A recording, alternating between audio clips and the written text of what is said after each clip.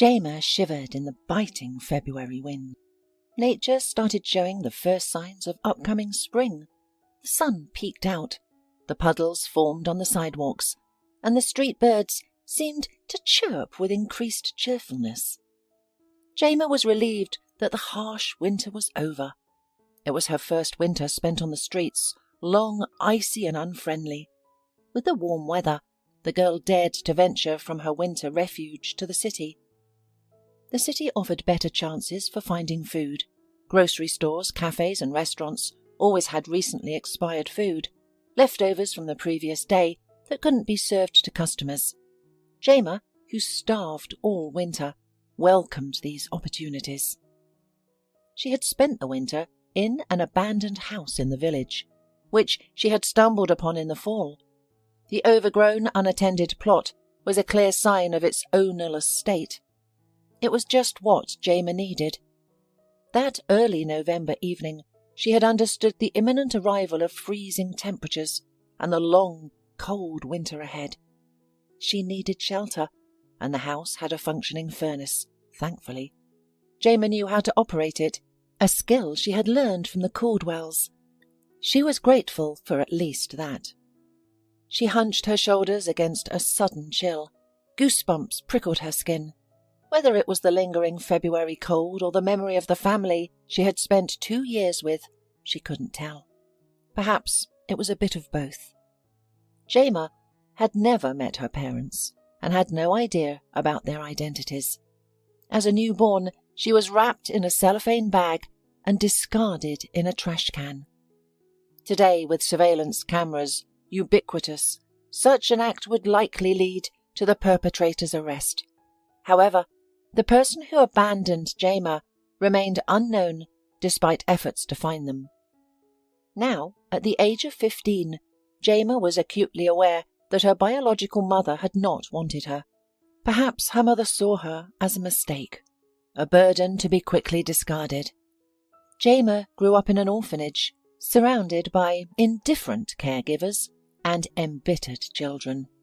Despite the difficulties, she always had a clean bed and food, a fact often emphasized by the adults as a reason for gratitude. Jayma accepted this as her normal until she realized that many other children led very different lives. They had parents who loved and protected them, who hugged them goodnight, supported them in tough times, and comforted them when they cried. As Jayma matured, she began to have questions how life functioned, and the older children from the orphanage, some of whom had experienced life in a family, primarily satisfied her curiosity. "They are from homes. We are from the orphanage," the tall, skinny Lucy explained. "They have parents, and we were abandoned. That's it." "I wasn't abandoned," little Sam interjected, who had recently arrived at the orphanage. Mostly silent and often in tears, he finally spoke up. "I have loving parents, but they were killed in a car accident. That's why I'm here. They would never have left me." Eventually, Jayma discovered her own backstory. One night, the chatty nanny, Mrs. Stultz, walked into the children's room to check if everything is all right, and she found Jayma awake, having been startled from a terrible dream, a common occurrence for her at the age of 8 or 9. Upon seeing Mrs. Stultz, scolded, "Why are you up? It's night time." The woman's eyebrows furrowed in annoyance. "I'll go to sleep now," the girl promised. It was better not to argue with Mrs. Stultz, for she possessed a surprisingly heavy hand. "If you wake someone, you'll be punished. Understood?" "Understood," Jayma whispered, scolding herself internally for failing to pretend to be asleep earlier. But Mrs. Stultz had already started her tirade. "We look after you, care for you. Your parents didn't want you. They discarded you like trash. And we have to exhaust ourselves for your sake." Yes, Mrs. Stultz disliked children.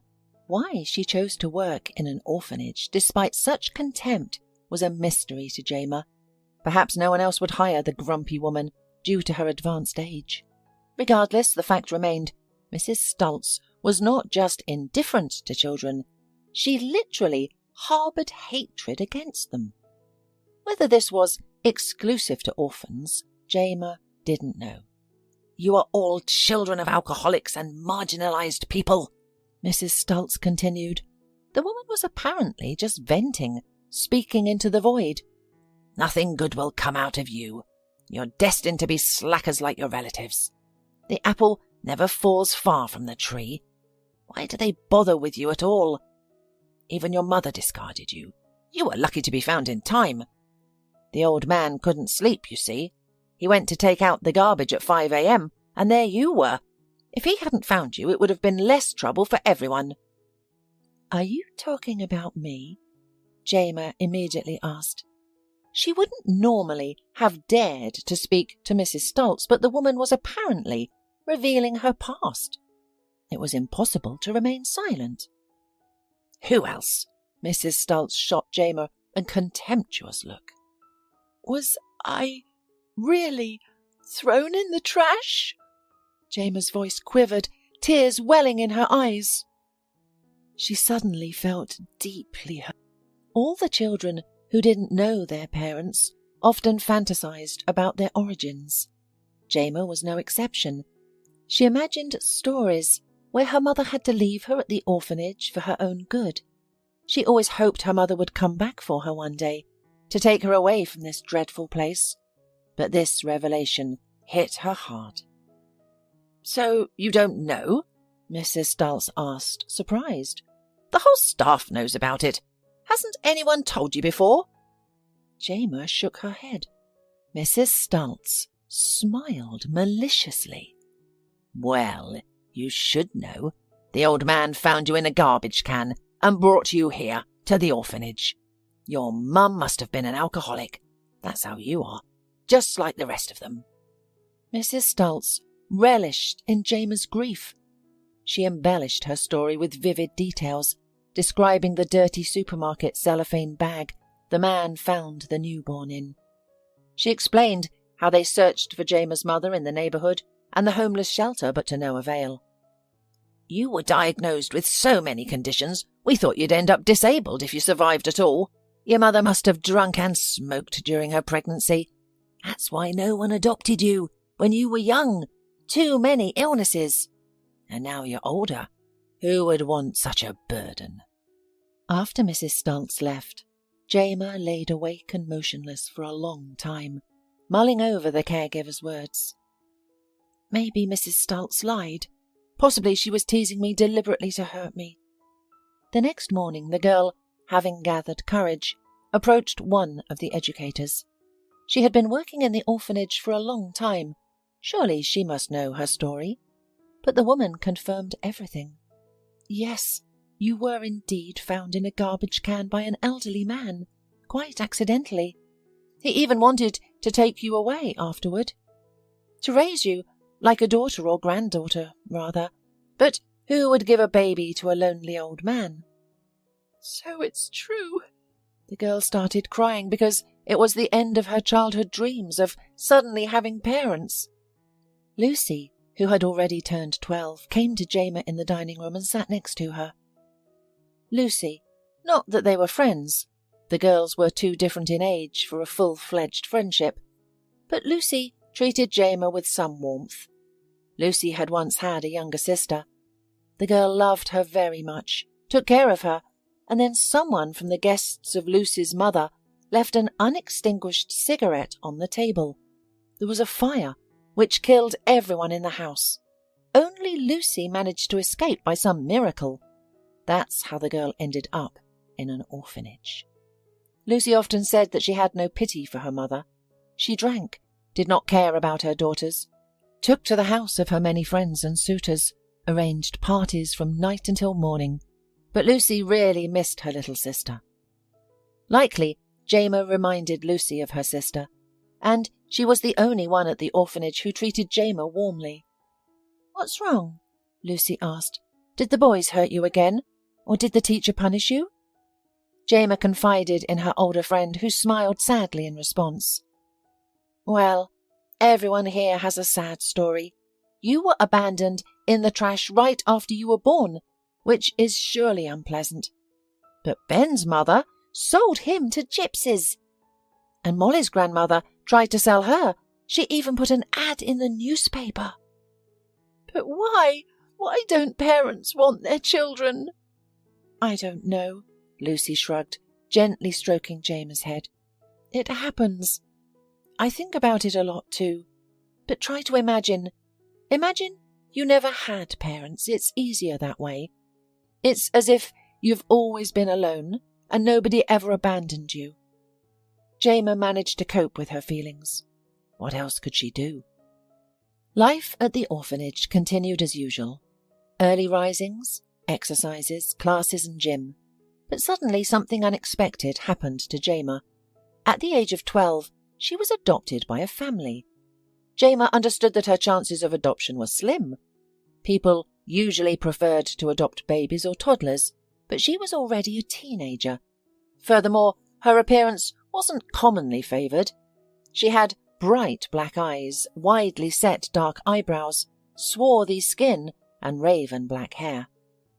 Your mum probably got scared looking at you and ran off, Mrs. Stultz used to jest spitefully. Don't listen to her, Lucy always reassured Jayma. You are incredibly beautiful, a real photo model. I wish I had your eyebrows and eyelashes. Mine are so pale, but you're a real beauty. In short, Jayma's chances of finding a family were almost non-existent, and she knew it. And then this happened. A family want to meet you, the head of the orphanage once told Jayma. They want to adopt a teenager from the orphanage. It's rare. They're interested in you. Be ready tomorrow. Jayma was nervous about the upcoming meeting. She had given up hope of finding a family, but suddenly potential parents appeared. She feared they might not like her and was anxious about seeing disappointment in their eyes. The thought of herself finding the prospective parents unpleasant never occurred to her. Jayma yearned for guardians who would take care of her, protect her and guide her into adulthood in this daunting, confusing world. She had no knowledge of life outside the orphanage, which made the future seem terrifying. But if she could find a loving and understanding mother and father, then she had nothing to fear. On the morning before the meeting with the potential adopters, Jayma woke up early, washed her face, combed her hair and got dressed. With nothing to do, she spent a long time wandering the orphanage corridor. Lucy came to support her. Everything will be all right, she smiled. Jayma, you're so lucky. I'm already 16. There's no hope left for me. I'm so happy for you. Jayma immediately took a liking to Anna and Peter Caldwell. They sat at the table next to the cheerful principal. They appeared kind-hearted, simple, tidy and polite. Anna wore a strict blouse and a long skirt, while Peter was in a fully buttoned shirt and classic trousers. The couple didn't appear very modern, but Jayma liked that. They didn't resemble her brightly made-up and flamboyantly dressed teachers. It was a refreshing change. They were modest people, with excellent taste. And this is our Jayma, the principal introduced Jayma. A very good girl, quiet, calm, obedient. We've never had any problems with her. Jayma had never heard so many kind words about herself. She liked the way she was being introduced to the Caldwells. Jayma, Peter smiled at the girl. Do you want to find a family? Does she want a family? Yes, this is her most cherished wish. Jayma struggled to find words to express the depth of her feelings, so she simply nodded in agreement. That's good, Anna rejoiced, giving the girl a warm smile. We live outside the city on a large farm with chickens, ducks and geese. We also have more children. You'll have brothers and sisters. You don't mind, do you? No, of course not, answered Jayma, thinking that if these brothers and sisters treated her like Lucy did, she would be more than happy. The Caldwells engaged in an hour-long conversation with Jayma, expressing genuine interest in her likes, dislikes, thoughts, dreams and aspirations. The warmth of their interaction made Jayma feel comfortable and needed. They seemed to appreciate her, and their approval made Jayma feel as if she were spreading wings. In early April, the Caldwells brought Jayma into their home, into her new life. She was immediately taken with everything. They lived in a large wooden house outside the city, complete with a garden, various outbuildings, a garage, a barn, a chicken coop, and a summer kitchen. Jayma got her own small and modestly furnished room. Having been used to sharing a bedroom with 15 others, she could barely believe her luck. Instantly, Jayma was part of a large family. The new mother, father, 5 brothers and 4 sisters warmly welcomed her, showing her around the house and introducing the myriad of pets that included goats, ducks, chickens, cows, rabbits, 2 dogs and 4 cats. Jayma was thrilled. The small collection of hamsters and turtles at the orphanage paled in comparison to the Caldwells' menagerie. Anna, Peter and the other children taught Jayma how to care for the animals. The girl felt needed and loved. It was the custom of the family to gather for breakfast, lunch and dinner around the long table in the living room. The girls helped their mother set the table, seated everyone, then prayed and began to eat. Obeying their parents was a rule that Jayma abided by without difficulty. She felt loved and cared for in this new home. Every night, Anna would hug Jayma, bless her, and kiss her forehead, which Jayma found comforting. Although Peter was more reserved and stern, he often praised Jayma for her quick adaptation and learning. She learned to tend the garden and care for the cattle, tasks she had never been taught in the orphanage, where the children weren't even responsible for washing their own dishes. The children studied at home because their school was far away in a neighbouring village, and the Caldwells lived on a secluded farm. Attending school wasn't practical, so the children had online lessons at scheduled times, not daily. Jayma preferred this arrangement, as it was less intense than her previous schooling in the orphanage. She had more spare time for walking, interacting with her siblings, and playing with animals. Of course, she had to help Anna with the household chores, but Jayma was only happy to do them. After all, it is so nice to be needed by someone, to feel part of the family. In general, she was overjoyed to be in such a wonderful place, and her life seemed to her full of promise. The Caldwells had its rules, which took some getting used to. First, as was mentioned, children were required to obey their parents. Secondly, the family prayed before each meal and at specified times in the morning and evening. Jayma quickly learned the prayers, so this wasn't a challenge. The family also had a specific dress code. The girls wore long skirts and modest blouses, which Anna and her older daughters sewed themselves. The female family members kept their hair up in tight braids or simple buns. Loose hair was considered inappropriate. This is exactly how a well-bred girl should look. Peter praised Jayma's appearance, not like those promiscuous girls from the city. Jayma wasn't as pleased. She used to enjoy wearing her shiny black hair down, thinking she resembled the girls in shampoo commercials. However, she accepted that her new parents knew best and had their best interests at heart. There were no irritable nannies, angry children, grey orphanage walls, or bland food. Her new siblings treated her kindly, and they often played in the yard after chores. It was lovely. The only person missing was Lucy, but Jayma was hopeful that Lucy would soon leave the orphanage and they could reunite. She was sure Anna and Peter would allow Lucy to visit her, despite rarely having guests. Jayma's optimistic outlook shattered about 2 months after moving in with the Caldwells. Jayma was taking out the garbage behind the house when she heard a sound. It was the rapid chime of a bell coming from the garden. Mary, Jayma's little sibling, flinched. "The bell is ringing. We must go to the garden. Hayes is about to be punished," she said. Hayes? Jayma was surprised. Hayes was one of their older brothers. He had returned from town later than agreed upon the previous day. He periodically went to the market to sell dairy products from their farm. He looked like a grown-up guy, so Peter and Anna let him go alone. After the market, he was permitted to visit his old school friends who lived in town.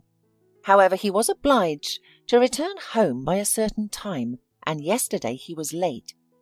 Peter shook his head regretfully and Anna sighed. Hayes looked so unhappy and scared that Jayma felt that this was already punishment enough for him. The siblings watched him with sympathy.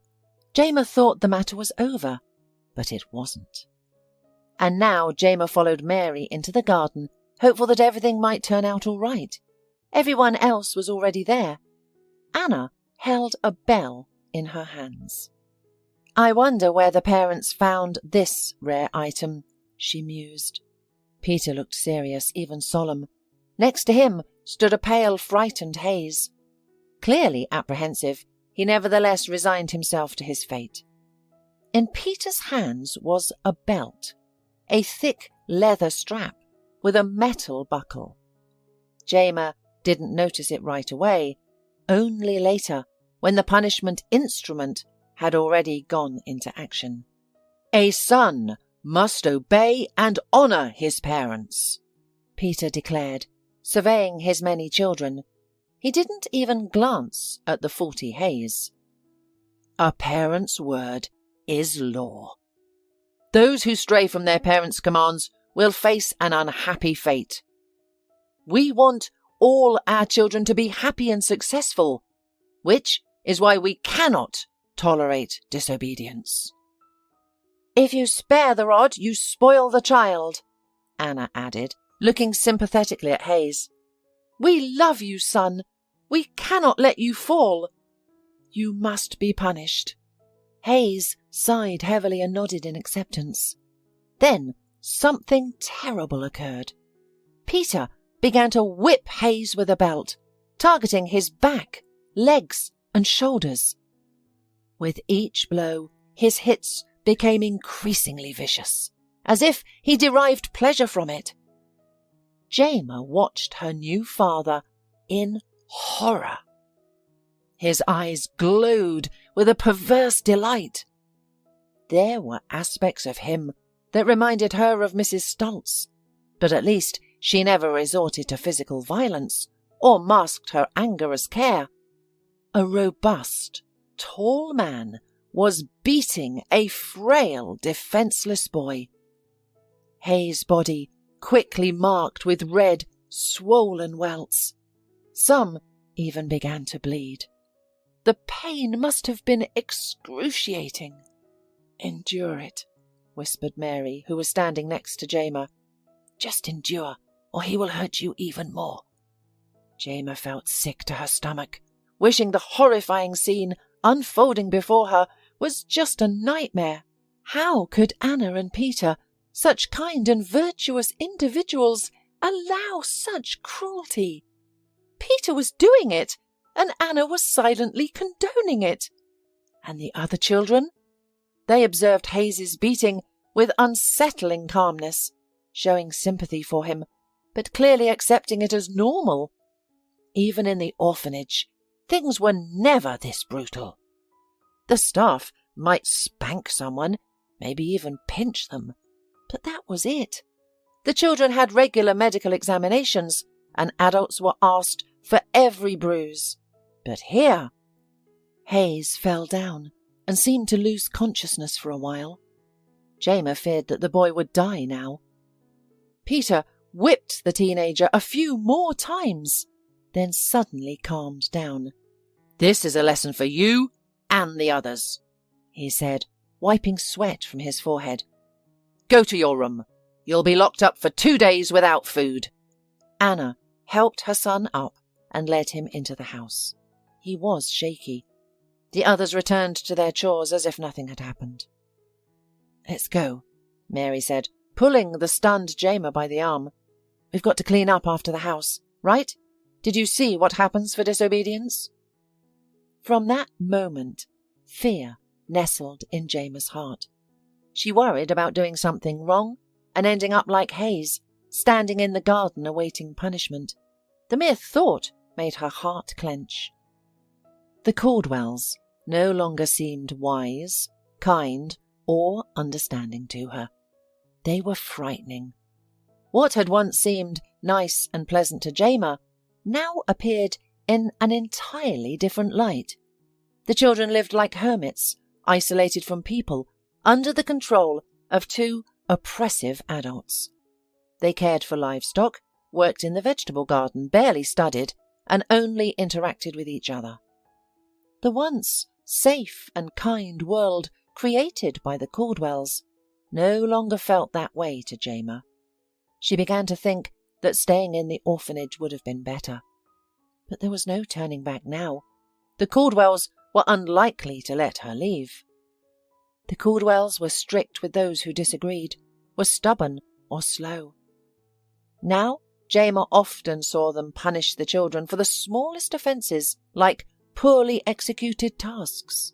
The severity of the punishment matched the offence.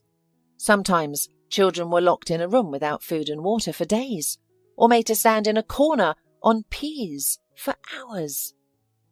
More serious misconduct led to public floggings in the garden, with a bell summoning everyone to witness the punishment.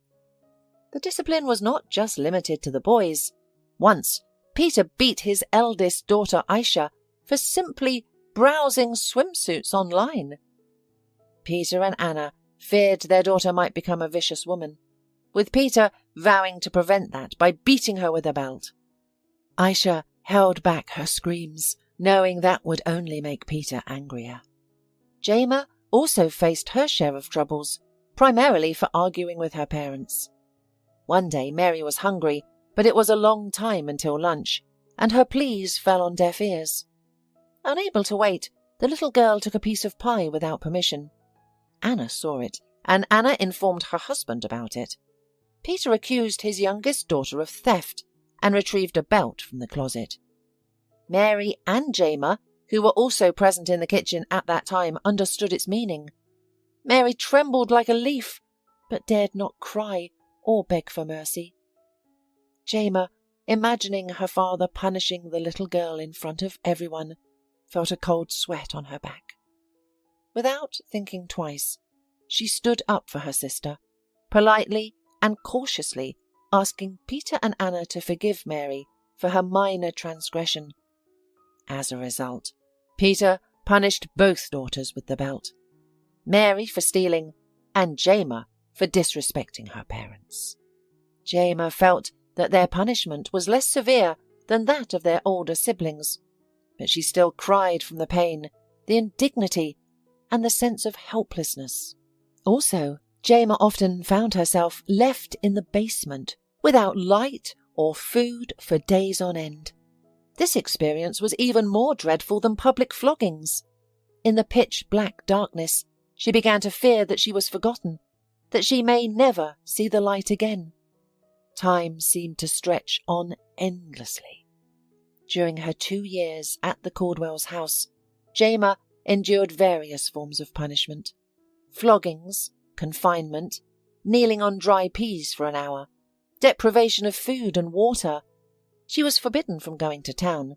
Only the older children would occasionally leave the farm to help their parents sell their home-grown produce, meat, dairy products and vegetables. Jayma understood that her circumstances were not normal, yet she had no one to confide in.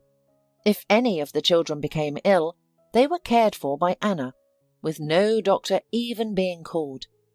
The children received their education through an online school, watching recorded lessons and submitting projects via email once a quarter. Even this lifeline to the outside world was tightly controlled. Peter would disable the internet after classes, and only he knew the password. This made it impossible for Jayma to reach out for help online. The Caldwells ruled unchallenged over their adopted children, who considered their circumstances as normal. Most of these boys and girls had joined the family as infants and knew no other life.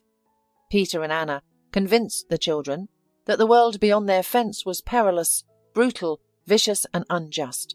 They asserted that safety could only be found within their farm. However, Jayma knew this was untrue. She yearned to escape and reveal the truth to those outside. Peter often visited the village and had friends there, but no one ever visited their home. And it was understandable, as people would have known something was wrong here. Jayma was desperate to find an escape route. The fence was tall, smooth, and impenetrable. Trees grew far from it, a placement that seemed deliberate. Scaling the dauntingly high fence seemed impossible. Even if she could find a ladder, someone would surely notice her attempt to escape. There were always family members around, and they kept a close watch on each other. Jayma's new siblings truly believed that the world beyond the fence was unjust, vicious, and hostile. They accepted the Caldwells' harsh punishments as normal, oblivious to the damage these cruel individuals inflicted on their lives. If any of them discovered Jayma's plan to escape, they would either thwart her attempts or immediately report her to the adults. Despite this, they weren't inherently malicious children. They were kind and modest, treating each other well and offering mutual support. However, the Caldwells have raised them to betray each other without remorse. They've been conditioned to believe that they're helping the offender by reporting their wrongdoings. If one of them saw the other misstep, violated one of the parental prohibitions, this witness would tell the father or mother what happened. They were sure they were doing a good deed and saving a lost soul.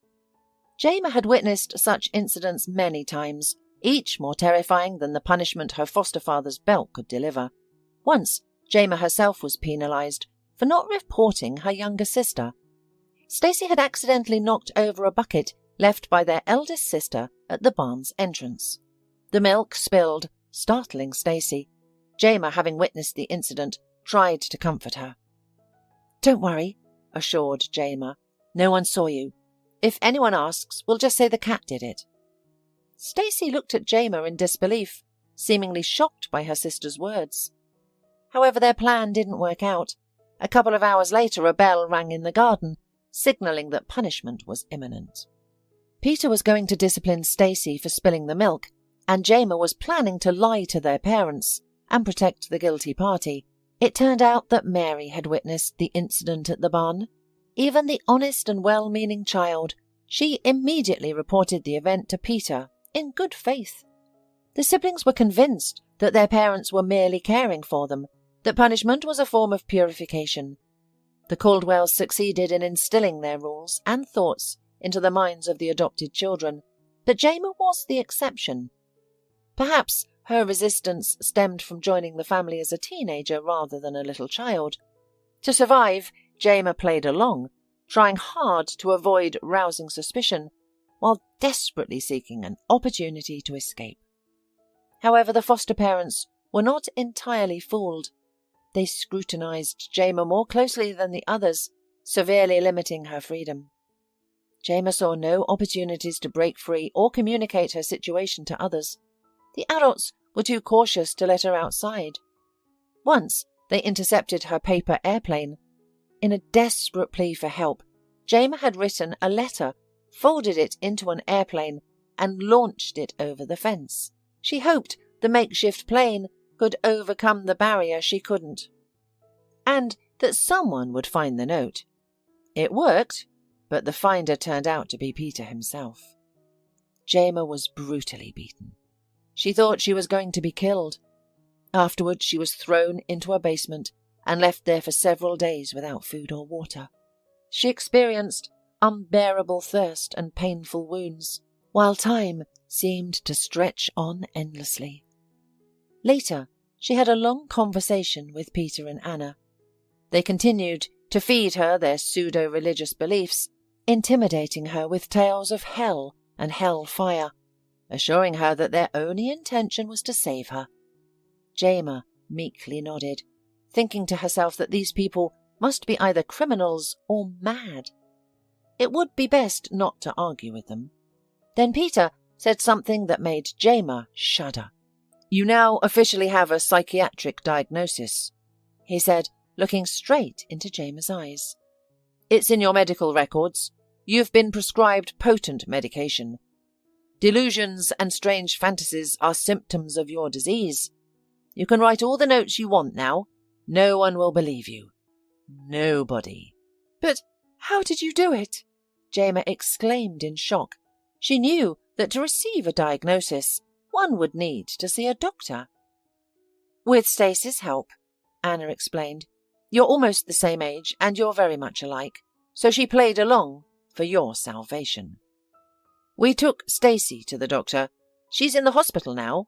When she gets out, you'll be an official psychiatric disability." Peter smiled, looking at the girl's confused face. "We had to do something. Had to keep ourselves safe." Anna waved her hands. "You forced us to go to such measures." Jayma grinned. Good cop, bad cop. Classic of the genre. The girl realized she was now officially a mental patient. That means whether she screams or calls for help, no one will believe her. It's a terrible situation, and her chances of breaking free and living a normal life are practically null. But Jayma was not going to give up. Staying in the Caldwell's house and living by their rules for many years was not for her. The Caldwells were making far-reaching plans. They wanted to move to the hinterland and join the sect, a community that lived in the forests away from people, survived by subsistence farming, and rejected all the benefits of civilization. For Peter, they were an ideal he aspired to. Jayma understood perfectly well that after this move, she wouldn't be able to escape. The whole community would be watching her. Then one day, the real opportunity to escape presented itself to Jayma. Peter, while on his way to the town market, had forgotten to lock the door. He had assumed Hayes would do it, but Hayes, engrossed in the workshop, had not heard his father's request. Jayma, who was weeding the vegetable garden, saw everything. Mary was with her because, from that point forward, one of the siblings always accompanied her, as ordered by Peter and Anna. They wanted to keep a close eye on his defiant stepdaughter, as they did not trust her, despite her attempts to appear docile and defeated. Upon seeing the ajar door, Jayma's heart pounded fiercely. This is my chance to escape. Even though I'm not prepared, my things aren't packed, and I don't have a plan. I must seize this opportunity. Another chance like this may never come again. Slowly, Jayma straightened up, dusted off her hands, checked that Peter's car was safely away, and then sprinted towards the open door. "Stop! Where are you going?" Mary's surprised and thin voice trailed behind her. Jayma didn't even turn around. Of course, she knew that her escape would result in consequences for everyone. All the children would be punished for not keeping an eye on her. Mary and Hayes, who failed to close the door in time, would face the harshest punishment. However, Jayma couldn't afford to worry about that now. She ran out the gate and surveyed her surroundings. It had been a long time since she had seen such openness. A wide field lay ahead, bisected by a country road, which Peter used to travel to town. Jayma was aware of a nearby village where she could seek help. She just had to get there. Knowing Mary would rouse everyone and that her older brothers, who were fast and strong, would pursue her, Jayma ran with all her might. Realizing that she couldn't outrun her brothers on the open road, she veered into the cornfield and plunged inside it. From here, she couldn't even see the road, but she was confident she was heading in the right direction. She remembered exactly where to go. Navigating through the dense growth was challenging. Fresh scratches added to the scars and wounds from past punishments. Swarms of insects were a nuisance, buzzing around the fugitive. Despite these discomforts, Jayma found this better than being confined within the Caldwell's house. She was finally free, and even felt a noticeable ease in her breathing. The feeling of being outdoors, the freedom to wander wherever her feet led her, and the ability to breathe in deeply was exhilarating, especially after almost 2 years of captivity. She soon approached a village, but hesitated to leave the cover of the corn. She needed to survey the area first. The area appeared serene, with its quiet streets, cosy houses, and low, multicolored fences that offered glimpses of people, gardens, and vegetable patches. They were ordinary homes, a stark contrast to the Caldwell's impenetrable fortress. However, the girls soon realized that the village was surprisingly bustling. Jayma observed people in the streets and groups of adults and teenagers wandering around the outskirts of the village. She wondered if they were searching for her, and soon her suspicions were confirmed when she spotted her brother's bicycle lying in the grass beside the first house in the village. At that moment, she understood the situation. The brothers hastily alerted the villagers about their sister's disappearance, describing her as mentally ill. The entire village was now searching for her. A group of middle-aged women came dangerously close to Jayma's hiding place. "We should search the fields and forest," one suggested. "That poor thing, she's probably seeking solitude and silence. Our forest is quiet and peaceful.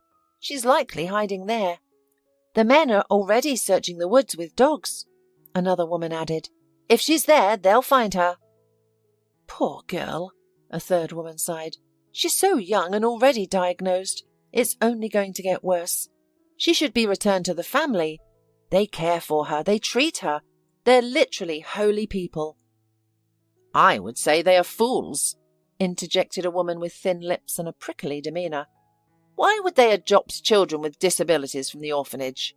It's a burden for them, and it's not fair to the other children to have to live with such challenges." "You're heartless," another woman disagreed. "Those children are human too. They say this girl suffers from her delusional fantasies and even self-harms. They have to restrain her during episodes."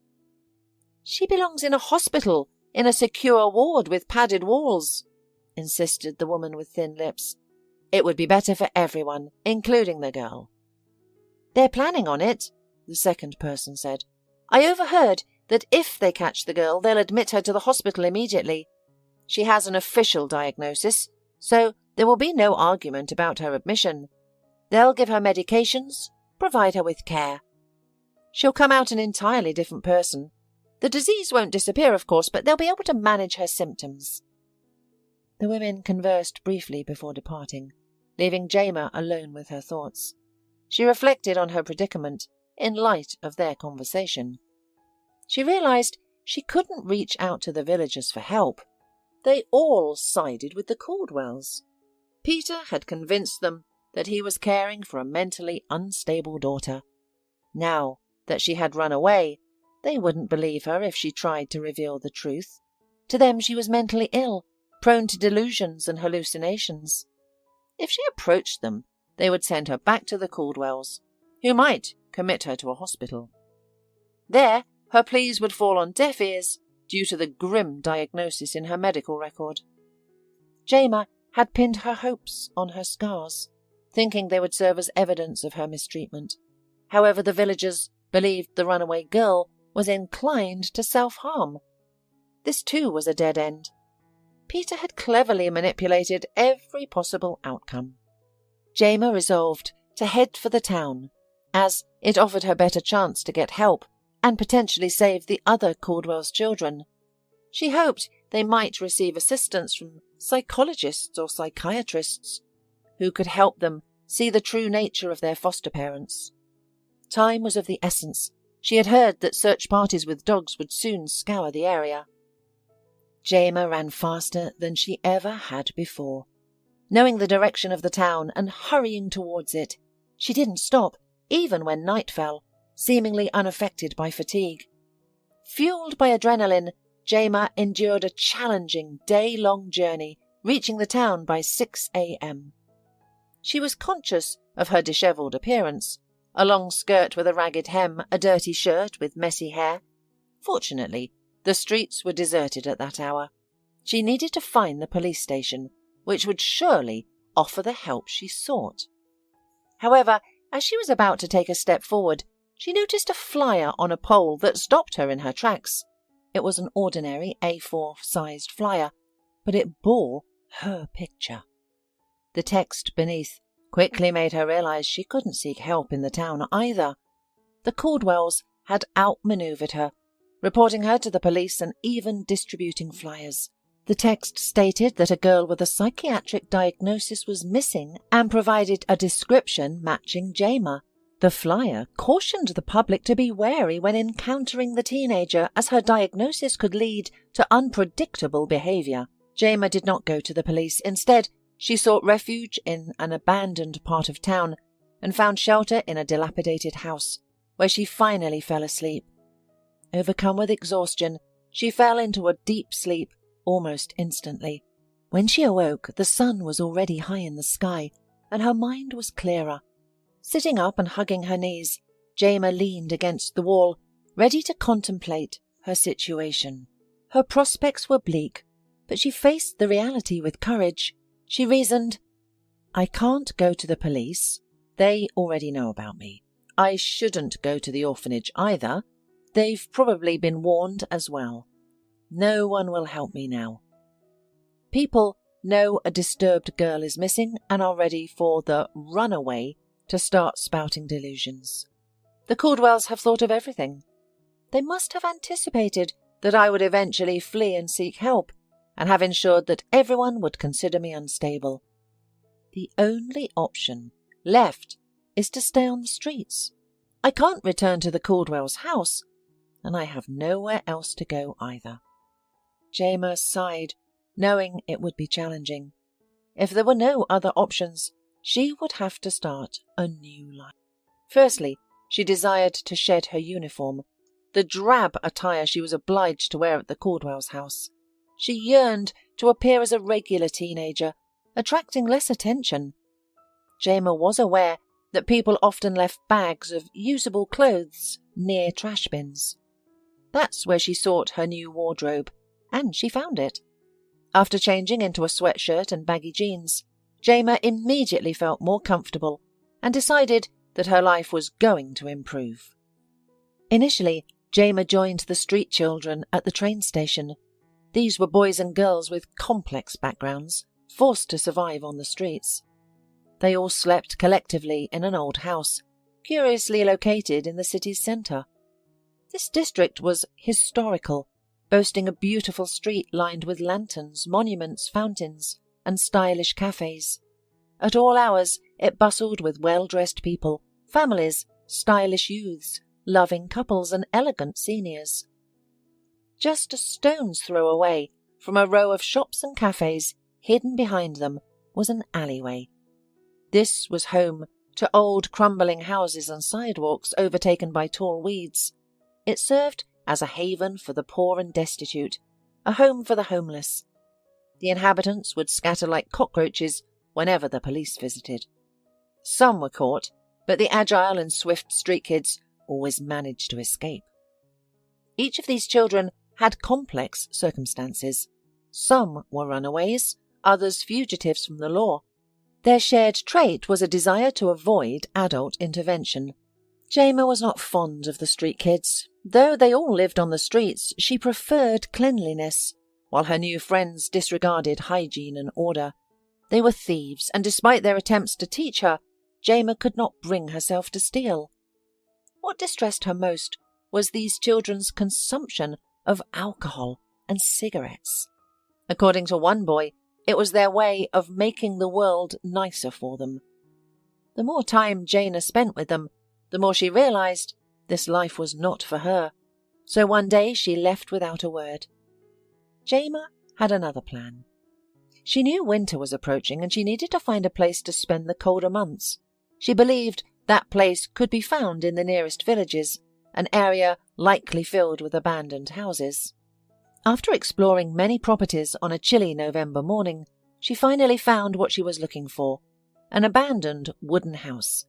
It seemed almost welcoming, eager for a new inhabitant. The house's interior suggested that an elderly woman had once lived there, with antique furniture, crocheted doilies on all surfaces, and a colourful rug on the floor. It was cosy but needed a thorough cleaning. Jayma happily cleaned the single room and small kitchen, sweeping the floors and dusting off surfaces. Then she lit the furnace. Using the abundant firewood from the yard, the house quickly warmed, becoming cosy and inviting. Jayma mentally thanked the Caldwells for teaching her how to heat a house, a skill that was proving invaluable. Her life was quiet and routine. The house was a safe haven for her, providing comfort and security. Jayma fetched water from the nearest lake for cooking and hygiene, carrying the heavy bucket back to the house. She then boiled the water on the hot furnace to kill any germs. Despite the challenges, the girl found this way of life bearable. Jayma found warm clothes at the dump, situated roughly a kilometre from her new shelter. It was fortunate that people frequently left bags filled with items still in good condition at the entrance. The dump was a treasure trove of useful items, such as furniture, toys and books. Jayma would occasionally visit, much like one would a store, browsing and selecting items. However, obtaining food was a challenge. Unlike in the city where cafes and restaurants were plentiful, the remote location of the house offered limited options. Jayma used to rely on discarded food from city eateries, which often discarded perfectly edible meals. Despite these challenges, Jayma had a solution. There were many abandoned houses in the neighbourhood that were easy to get into, and the girl learned to spot such residences. The cellars of such houses were filled with jars of pickles or jam. Some of these jars had been untouched for so long that their lids had turned black. Jayma would take a few jars from these cellars. Although it was practically theft, she believed the owners would not notice a few missing jars among their abundant stock. Jayma preferred to get food in the city, but the frosty winter days confined her to the house. It was unthinkable to travel to the city in such cold. Jayma could stay warm and content in the house, reading children's fairy tales by candlelight in an old, creaky armchair. She found the magical stories fascinating. On such cold days when Jayma was confined to her house, she often pondered her future. Would she spend her life alone in an old cottage? She dismissed this thought, knowing that eventually the old lady's heirs would sell it, and she'd have to find a new place. This cycle of uncertainty made her feel bitter. It was tough to be alone and unneeded. Jayma missed having someone special in her life. She once had Lucy, but she didn't know where she was now. Would they ever reunite? The realization that no one else cared for her was painful and difficult to accept. However, as the thaw began and the sun emerged, Jayma's spirits lifted. She looked forward to her walks and yearned for food other than pickles and jam. One day, after a week of warm weather, Jayma took her usual path to the city, admiring the soft blue sky and basking in the gentle sunlight. It was so warm that she unbuttoned her down jacket, a treasure she'd found at the dump during late fall. In the city, everything had worked out perfectly. Many cafes had held weddings and anniversaries the day before, resulting in plenty of leftovers. Jayma had 2 full bags, enough to last a long time. She planned to store it outside in the snow, almost like a refrigerator, and it would feed her for a long time. It was splendid. However, an unexpected event occurred. The sky suddenly turned grey, making the atmosphere cold and uncomfortable. What seemed like a beautiful spring day a couple of hours ago had abruptly turned wintry, as a biting wind blew and prickly snow sprinkled from a dark cloud. Jayma, in despair, glanced at the sky. She realized it would be very challenging, if not impossible, to get home in this weather. But she had to act, not just stand there and wait for the unknown. Jayma hurriedly started her journey towards the city exit. The way was long, and given the weather, it would probably take her until night to reach. She accelerated her pace, almost running, until exhaustion set in outside the city. She then trudged along the bypass road, taking cover behind a wall of stunted, leafless trees. Now she could not move as quickly and crawled forward at a turtle's pace, realizing she might not make it to the cottage. Jayma regretted her decision. Why did I leave the city? At least there I could have waited out the bad weather in the shopping centre. I could have stayed in the city for a few days, warming up on the heating duct with my old friends. Yes, it's risky, but choosing to go home was even riskier. Jayma was shivering, the cold penetrating to her bones. Her down jacket offered no warmth. Her face burned with frostbite, her eyes watering. She ventured out to the road. Because of the snow and wind, visibility was nearly zero, and darkness was rapidly setting in. But at least cars were passing by, their headlights piercing the gloom. Jayma knew she was close to collapsing into the snow, which would quickly bury her, and she would only be found in the real spring when the snow melted. But by then it would be too late. Maybe it's all right after all. Nobody needs me. Nobody will even miss me, she thought. Cars sped by her. Perhaps drivers didn't notice Jayma in the glare of their headlights, as she kept a safe distance from the curb. And even if they did, who would care about her? A three-legged dog limped past. The girl and the dog glanced at each other and continued on their separate paths. They both realized that they were probably doomed. Suddenly, Jayma heard the screech of brakes. She halted and turned around. An SUV had pulled up by the curb. The driver, a tall, handsome man who seemed straight out of a movie, jumped out, leaving the door open. He was dressed in a coat, stylish sneakers and jeans. He was hatless, which made sense given the warmth inside the car. The man ran after a dog. He must have noticed the limping animal by the roadside and decided to help. From there, Jayma acted on autopilot. She turned and sprinted towards the car, seeking refuge from the cold. The inviting warmth was within reach. While the man was busy attending to the dog, Jayma swiftly slipped into the back seat. The interior was welcoming with soft seats, a faint citrus aroma, a soothing melody playing, and most importantly, it was warm. The comforting environment made her cheeks and arms tingle and her head spin slightly. Jayma watched the man petting the dog on the curb. The animal wagged its tail in response, reminding her that even animals need care and attention. Suddenly, something caught Jayma's eye. She turned and gasped. There was a child's seat with a small passenger, a little girl, in it. The semi-darkness in the cabin had initially hidden the child from her. Jayma was startled, wondering how the child must feel, seeing a stranger entering the car.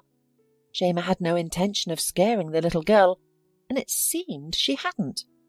The child remained in her seat, presumably asleep. The young passenger was garbed like a princess, in a white rhinestone-embroidered jumpsuit with a fur-lined hood, silver Uggs, and a hat featuring a large white pom-pom. 2 blonde pigtails peeked out from beneath the hat.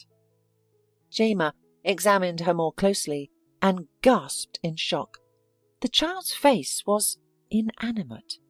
Her chubby cheeks, rosy lips, and glassy blue eyes stared into the distance, devoid of human warmth. Jayma's heart started hammering against her ribs at breakneck speed. In the child's car seat sat not a child, but a doll, a large doll, as tall as a real child, dressed in fancy attire. Why would anyone do this? The car's owner must be insane, she thought. Despite her reluctance to linger in the plush interior of the beautiful car, Jayma knew she should leave. But it was too late. The man was already returning to the SUV, cradling an old dog carefully in his arms. There was no way the girl could slip past him unnoticed. And this man, he must be a terrifying person. It wasn't normal to transport a doll like this, was it? The man opened the back door to settle the dog on the seat. His gaze met Jayma's eyes, filled with terror and despair, and the girl leapt out the opposite door and dashed into the field, sinking knee-deep into the snow. However, the man pursued her. He caught up with her swiftly, seized her arm, and spun her around.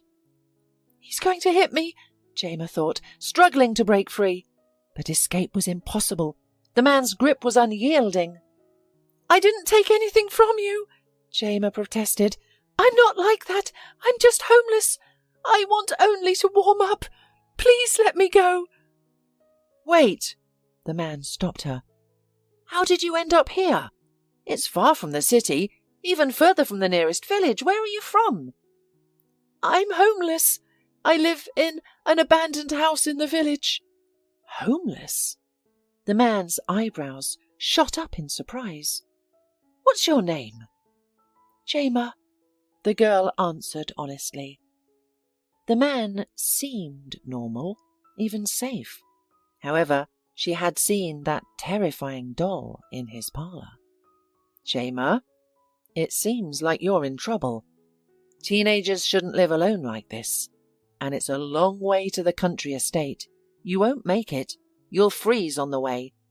Can I at least give you a ride?" Jayma shook her head, thinking, "Stay in the car with that horrible doll. No way." "I see." The man sighed. "You saw the doll and got scared, is that right?" Jayma nodded.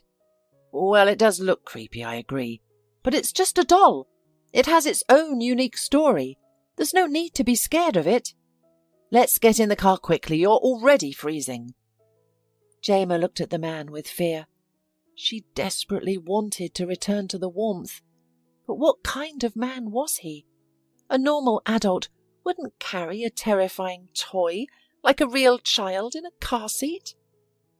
The man noticed the girl's puzzled expression, sighed heavily and said, "I'll tell you about the doll on the way. It's not easy, but otherwise you'll stay here and freeze to death out here."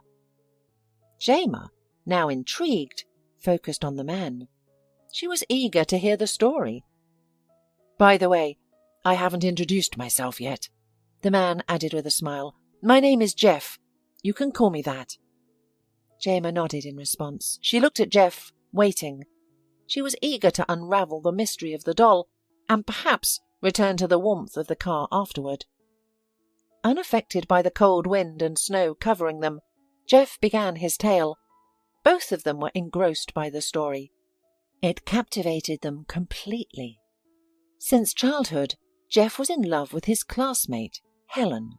However, she, drawn to bolder, more reckless boys, overlooked him.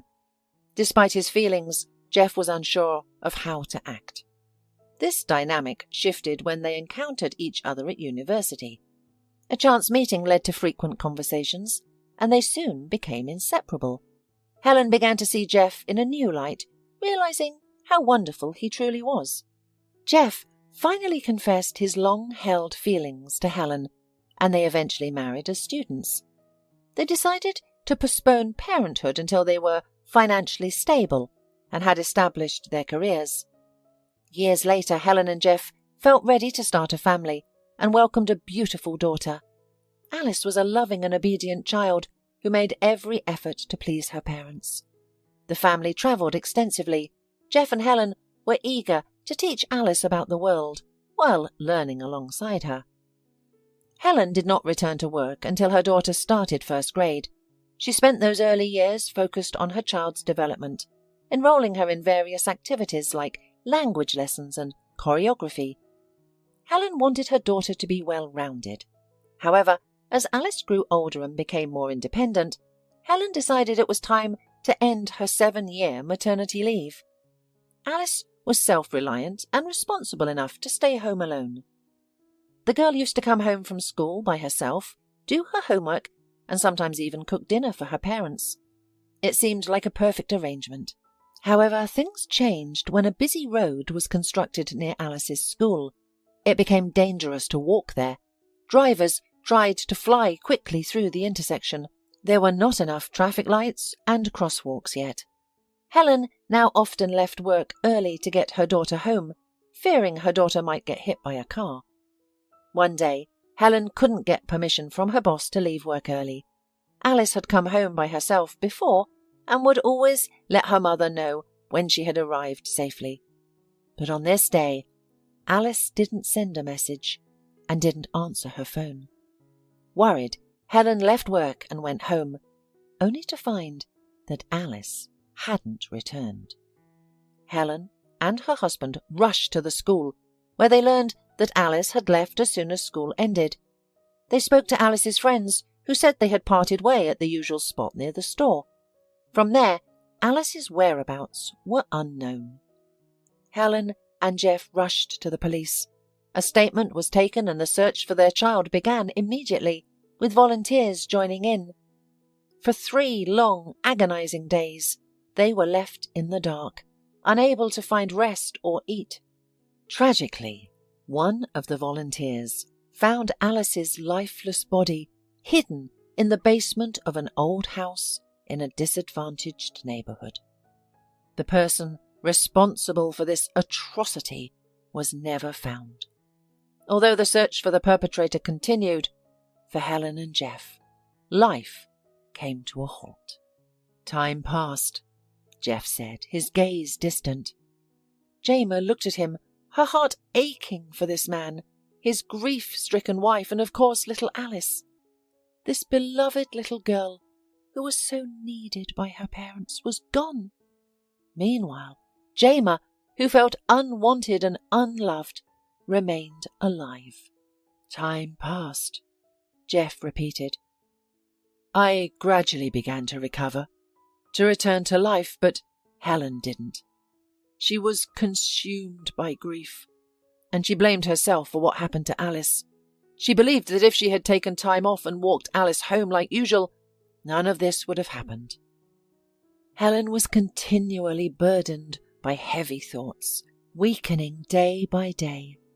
She was visibly deteriorating. Despite therapy and medication, she found no relief. She eventually resigned from her job because her performance was affected, and the thought of facing her boss, who stopped her from seeing her child on that ill-fated day, was unbearable. One day, Jeff arrived home to find Helen upbeat. Her eyes sparkled feverishly, and her cheeks were flushed. "Come in," she said to her husband. "Sit down and eat. I'll check Alice's homework and join you." Jeff was taken aback. "What homework?" he asked. Helen disappeared into their daughter's room, and Jeff followed. At first, he thought he was hallucinating. Alice was sitting at the desk, her back to him, engrossed in her textbooks. She was wearing her favourite avocado pyjamas. The scene was so familiar that it was surreal. Jeff initially thought it was another child, but it was actually a doll, which was actually designed for collectors and had a striking resemblance to real children, so much so that it was even unnerving. In her inconsolable state, Helen ordered a doll that resembled Alice. It was crafted from a photograph of the girl, capturing all her features, including her moles. However, it lacked the warmth of Alice's smile and the curious sparkle in her blue eyes. Jeff found the doll unsettling, and of course he was truly alarmed by his wife's behaviour. Yet Helen seemed happy for the first time since the tragedy. Jeff thought it might be a coping mechanism, or a way for her to accept what had happened. Nothing else had been able to alleviate her depression, but the doll seemed to help. However, Helen's behaviour grew increasingly strange. She treated the doll as if it were their living daughter, preparing Alice's favourite meals, conversing with it, and even buying it clothes. Helen was drifting further from reality. When she decided to take the doll to a children's movie, Jeff realised he needed to take action. He called for medical help. Helen was diagnosed with a serious stress-induced disorder and was admitted to a hospital. After nearly half a year of treatment, Helen's condition improved significantly. She was more aware of reality, although not fully recovered. Despite this, progress was evident. The doctors even allowed her to go home on weekends. Jeff looked forward to these days, but Helen's peculiarities persisted, which was unsettling. For instance, Helen insisted that a doll be in the car, specifically in a child's seat. Although she didn't ask to bring the toy home, she refused to get in the car unless the doll was present. Helen explained her requirement by saying, "I realise that it's not our daughter. It's just comforting to see a familiar picture out of the corner of my eye." Jeff did not object, especially since the doctor stated that this request was harmless. It was merely a method for Helen to gradually and gently transition from her current state. Doctors assure that Helen will soon be completely recovered, She just needs to find something to bring her back to reality, Jeff said. Jayma, struggling to find the right words, simply said, "It's so frightening and sad." Jeff responded, "There's plenty of sadness in this world. Here you are, for example, a child who is in such a situation. Let's get in the car, you're freezing, and direct me to your house." Jayma nodded and obediently sat in the passenger seat next to the driver's seat. The doll in the back seat, sitting in the baby booster, no longer seemed so terrifying. Instead, Jayma felt a profound sadness when she looked at it, causing tears to well up in her eyes. "I'm going to the hospital to pick up Helen," Jeff explained. "The doctors allowed me to take her for the weekend, and that's why this doll is here. It's what Helen needs for now." "I see," Jayma responded. "They say I need to find something for her to do, something that will distract and inspire her. It's not an easy task. Helen used to love her job, but now she doesn't want to think about returning." "I think everything will be fine," Jayma attempted to comfort Jeff. "Time, heals." "What happened to you?" The man momentarily took his eyes off the road to look at his young passenger. "Will you tell me?" Jayma hesitated. Jeff had been open and honest with her, sharing his life, his pain, all to ensure she felt safe getting in his car. He knew she would otherwise freeze on the journey. His honesty made it easier to reciprocate, but it would mean talking about the Caldwells and her psychiatric diagnosis. What if he leaves me at the hospital? What if he decides that I am genuinely ill? He's so kind. He didn't ignore an injured dog, Jayma thought. The dog was now resting in the back seat, enjoying the warmth and peace. Surely a man like that would admit a mentally ill girl into a hospital, considering it his duty to help a sick individual. "Don't worry." Jeff seemed to notice Jayma's hesitation. "Just tell me if you need help, but be honest. If you'd rather things stay as they are, I'll stay out of your life. I promise. But if there's anything I can do to assist you, just let me know." Jayma decided to open up about her life, something she had never done before. She took a deep breath and began to share her story. She spoke about the orphanage, where conditions were harsh, yet no one abused or confined her. She talked about Lucy, the only person she truly missed, and her experiences with the Caldwells. Describing what she had endured in that family proved challenging.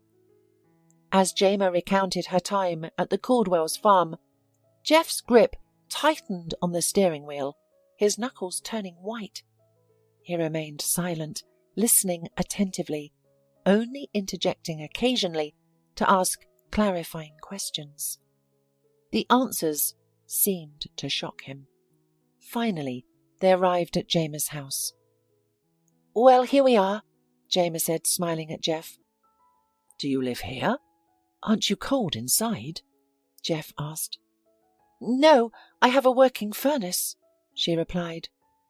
"Listen," Jeff said, turning to look at Jayma. "What you've experienced is awful. The Caldwells are criminals, and they need to be punished." Jayma nodded, a wave of relief washing over her. Jeff believed her without question. "You need to report everything. You need to give a statement to the police." "No," the girl shook her head. "I can't. They'll send me to the hospital. The Caldwells have labelled me as mad. That's why I've been hiding from everyone. I'm scared that if I appear in public, I'll be sent either to the hospital or back to them. I'm unsure which is worse." "Listen closely," the man responded. "You've been manipulated and intimidated. They've done this intentionally, so you won't consider complaining. Any examination will prove that your diagnosis is false. You're a completely healthy child. They exploited your innocence and lack of experience and filled your head with this nonsense. Quite successfully, as it seems." Jayma nodded in agreement. "The way you're living here, this isn't a life for children or anyone. It's mere survival. You need to study, interact with your peers, and grow. Yet I am still scared. Consider the other children in this family. Those frightening people might not stop with them. They could bring more children from orphanages and turn their lives into a nightmare. You're strong. You managed to escape. What about the others?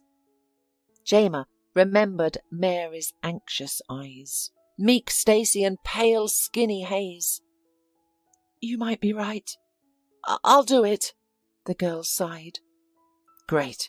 I'll go get Helen now while you gather your things. Don't take much. You won't need them in your new life. Just the most essential items. 4 years passed. Jayma had grown up and something significant had happened this year. She became a law student. This was all thanks to Jeff and Helen, who had taken care of her since the day Jeff found her on the road. Initially, they helped Jayma unofficially, and later they took legal custody of her. Jeff returned for Jayma that evening, and he wasn't alone. His wife sat in the passenger seat. She was beautiful and pale, with shadows under her eyes, but her gaze was clearly interested. She did not appear to be an absent, broken woman. Jeff, as soon as he took his wife from the hospital, told her the story of Jayma. Naturally, she was horrified and expressed her desire to put the Caldwells behind bars. People like that shouldn't be left free, Helen declared. They are monsters.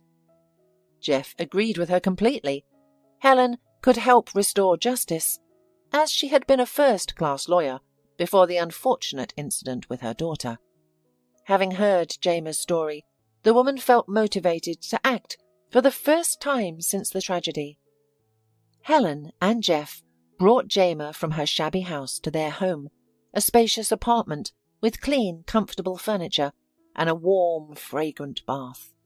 To Jayma, these everyday comforts felt incredibly luxurious and elite.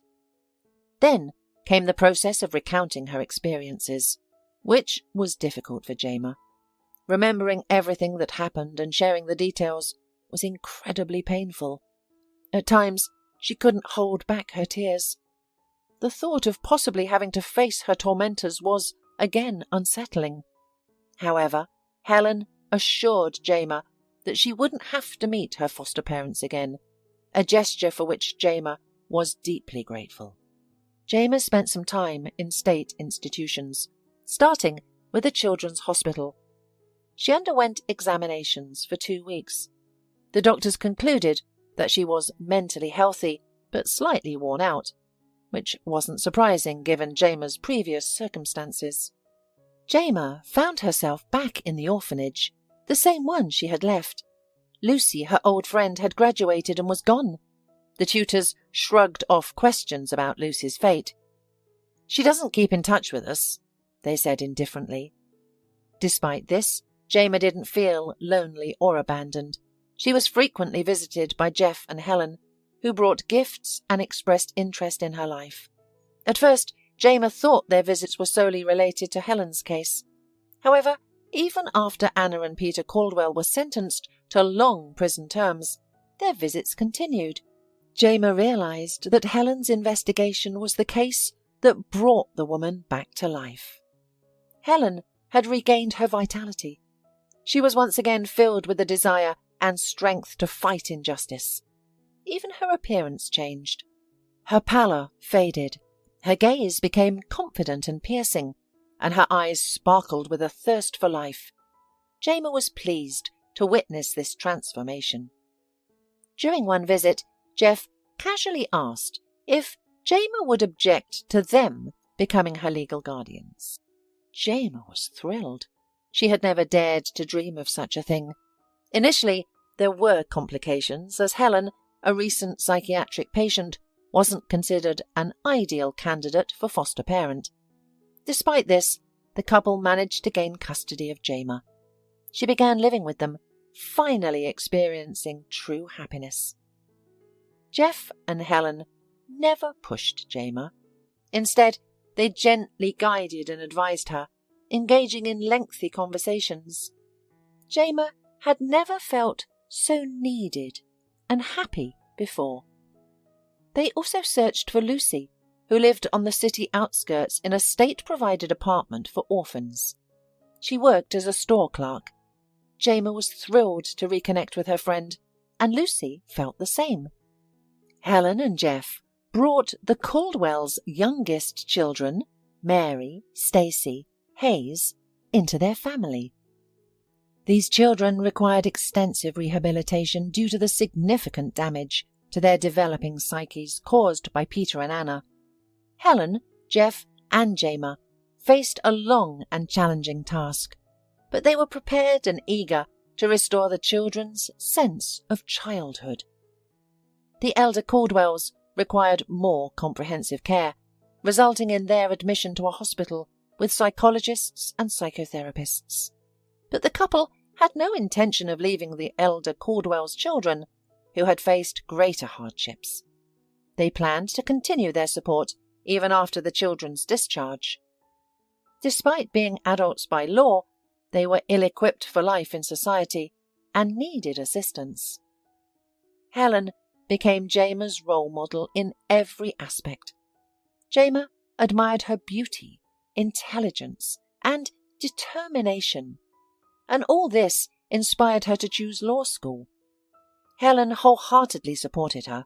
Soon, Jayma would embark on her studies and a new phase of life, and she knew that whenever she felt overwhelmed by the city's hustle and bustle, she could always retreat to Helen and Jeff.